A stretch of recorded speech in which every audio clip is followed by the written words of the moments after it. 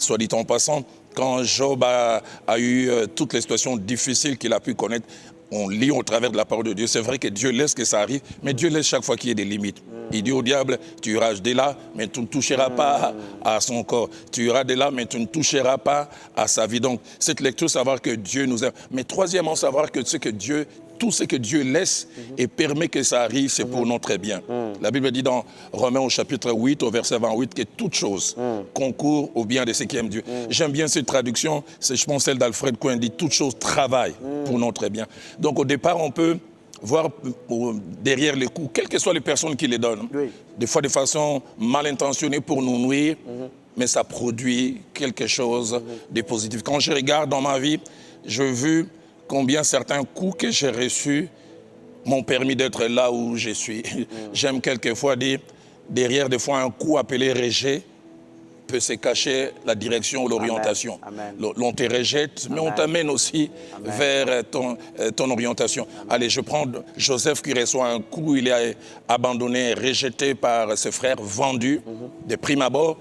Tout ce qu'il peut voir, c'est le côté négatif. S'il ne s'attache pas à Dieu, c'est l'amertume qui rentre dans le cœur, c'est tout sentiment négatif. Mais plus tard, j'aime bien, quand lui-même, on parle à ses frères dans Genèse au chapitre 45, au verset 20, il dit, vous aviez médité de me faire du mal, mais Dieu l'a transformé en bien. Et puis il est même en train de rassurer ses frères, il dit, ne vous affligez pas.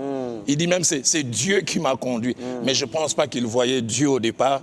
Il a fallu du temps pour qu'il puisse réaliser que derrière ces choses apparemment négatives, c'est caché du positif. Gloire à Dieu, gloire à Dieu. Nous prions vraiment pour tous ceux qui sont avec nous pendant ces moments, afin qu'eux aussi, dans ce qu'ils sont en train de traverser ou dans ce qu'ils ont connu, ils sont en mesure, comme Joseph, de voir que Dieu était en train de travailler, que c'était un moyen que Dieu utilisait pour eux. Merci, merci beaucoup, merci apôtre. Et tout à l'heure, justement, apôtre, vous étiez en train de parler vous avez évoqué le cas de Joseph. Nous voyons comment il réagit par rapport à ce qui lui est arrivé. Mais je dois avouer que cette réaction n'est pas commune.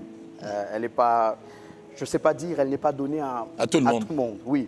Alors, je vais dire, c'est intriguant de voir que bien souvent, devant les mêmes coups, devant les mêmes choses, devant les mêmes épreuves, devant les mêmes problèmes, il y en a un qui en ressort amer, complètement détruit, complètement anéanti, mais un autre qui en ressort, je vais dire, raffiné, qui en ressort fort, qui...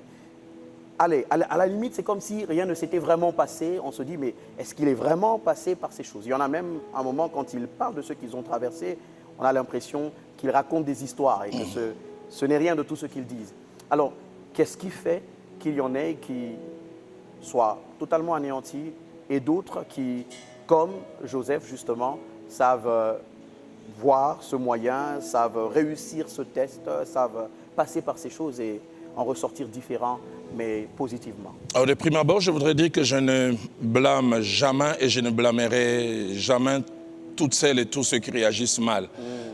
Le pasteur Vernon, mon pasteur, me disait à l'époque que les meilleurs conseillers sont souvent ceux qui ne vivent pas la situation. Ils ont des solutions toutes faites. Mais en essayant de répondre, et dans les livres, j'essaye d'en parler, je dis, face au même coup, nous ne réagissons pas tous de la même manière. Différentes raisons font que certains réagissent bien et d'autres ne réagissent pas bien. La première raison, c'est la grâce de Dieu. Dieu qui fait grâce, qui rend capable, de telle sorte que la personne, même après, se rend compte qu'elle n'a ni amertume, ni rancœur. Et on vous lui pose la question, qu'as-tu fait? Elle n'a pas d'explication. Elle s'est dit, je me rends compte vraiment que c'est Dieu qui m'a soutenu, c'est Dieu qui m'a accompagné.